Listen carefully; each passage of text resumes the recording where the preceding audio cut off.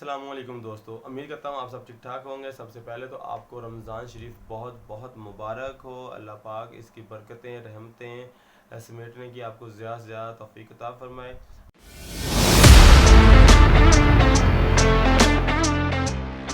दूसरी बात यार, सॉरी मैं थोड़ा बिज़ी था ब्लॉग और फाइवर पे। मैं अपना ब्लॉग बना रहा हूँ, इंशाल्लाह उसका लिंक ही मैं डिस्क्रिप्शन में दे दूँगा।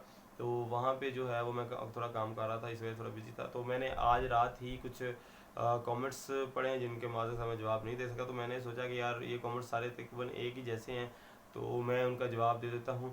ठीक है भाई, कुछ अच्छे रिस्पॉन्सिबल लोग जो पढ़े लिखे हैं या एक अच्छे इदारों में काम कर रहे हैं, उनके मुझे मैसेजेस आए हैं कि यार सलमान भाई ये तो फेक है, ऑनलाइन वर्किंग में बंदा कामयाब नहीं होता, या बंदे पैसे नहीं आते, या जो भी सीन होता है। भाई मैं आपको ये क्लियर करने के लिए कुछ एक दो मिसालें देता हूँ, और तीन चीज़ें हैं जो मैं आपको बाद में डिस्कस करूँगा। देखें, एक स्कूल है, ठीक है, सेम क्लास सेम जगह पे बैठ के जो है वो एक बच्चा टॉप कर रहा होता है सेम साल से पढ़ के, और एक बच्चा जो होता है वो फेल हो रहा होता है।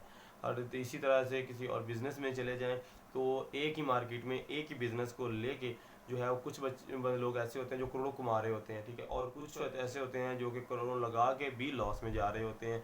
तीसरी चीज़ आता है कि यार एक आप जॉब होल्डर को ले लें। एक जॉब होल्डर है, एक कंपनी है, उसमें दोनों मुलाजम है, लेकिन एक जो है वो लाखों रुपए अर्न कर रहा है, गाड़ी भी मिली हुई है, घर भी मिला हुआ है, मुराद भी मिल रही हैं, और एक जो है वो कंपनी से सैलरी भी बहुत मुश्किल से पे कर रही होती है। तो इसका मतलब ये आपको समझ आ गया होगा कि यार इस पे जो है डिपेंड्स क्या करता है। इस पे डिपेंड करती हैं तीन चीज़ें।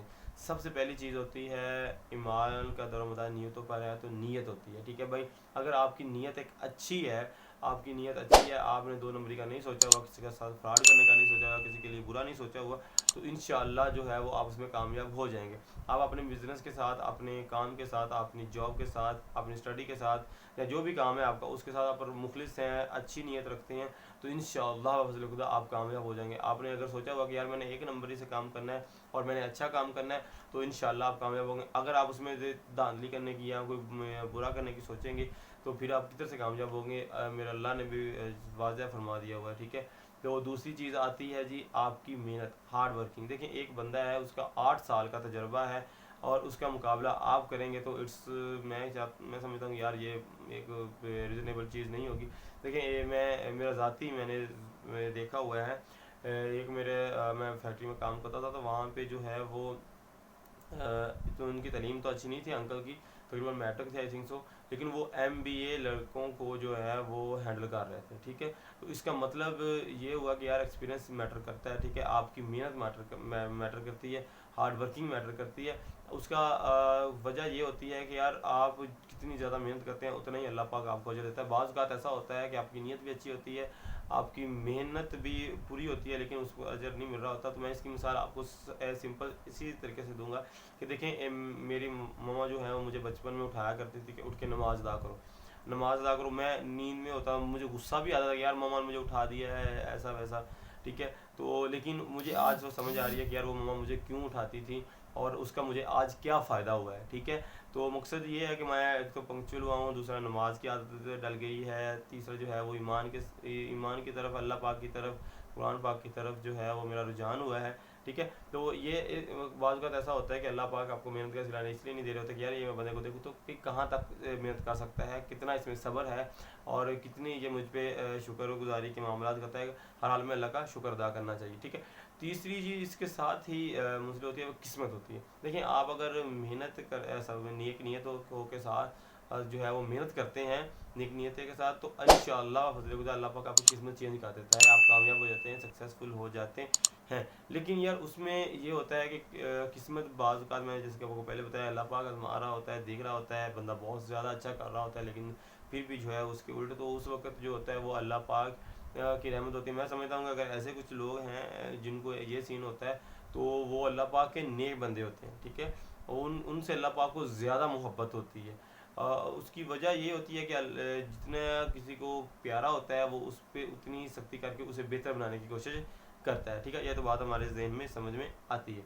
अच्छा, किस्मत आती है भाई, किस्मत पे माजरत के साथ आप बहस ना कीजिएगा। मेरे साथ थे नईमुल हक शाह साहब, उन्होंने कहा था कि सलमान बेटे कभी भी किस्मत पे बहस नहीं करना। लेकिन हाँ, दो चीज़ें हैं कि देखिए, आप अगर अच्छा करेंगे तो आपको डेफिनेटली अच्छा मिलेगा, आज नहीं तो कल, कल नहीं तो परसों, परसों नहीं तो उससे नेक्स्ट डेज।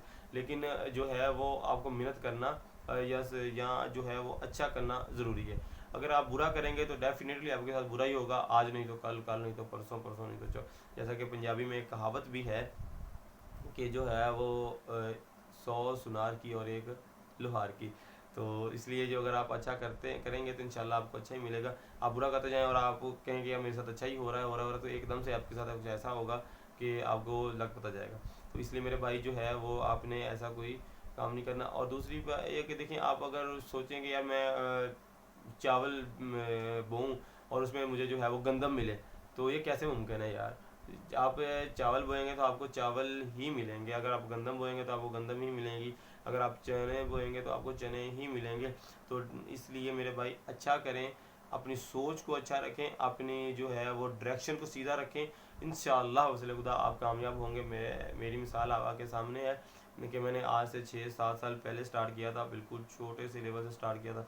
मैंने फाइबर बहुत बड़ी मुश्किल से सीखी, उसके बाद मैंने next next next next next पढ़ते गया और सीखता गया, तो आज अल्हम्दुलिल्लाह जो है वो मैं आपको सिखाने के काबिल हो चुका हूँ। तो जज़ाकल्लाह। अगर मेरी बातें अच्छी लगी हों तो लाइक शेयर कीजिएगा, और अगर बुरी लगी हो तो माज़रत के साथ, लेकिन मैंने कोशिश की है कोई मैं ऐसी बात ना करूँ जो कि आपको बुरी लगे। तो जज़ाकल्लाह, अपना ख्याल रखिएगा। अल्लाह हाफ़िज़, अस्सलाम वालेकुम।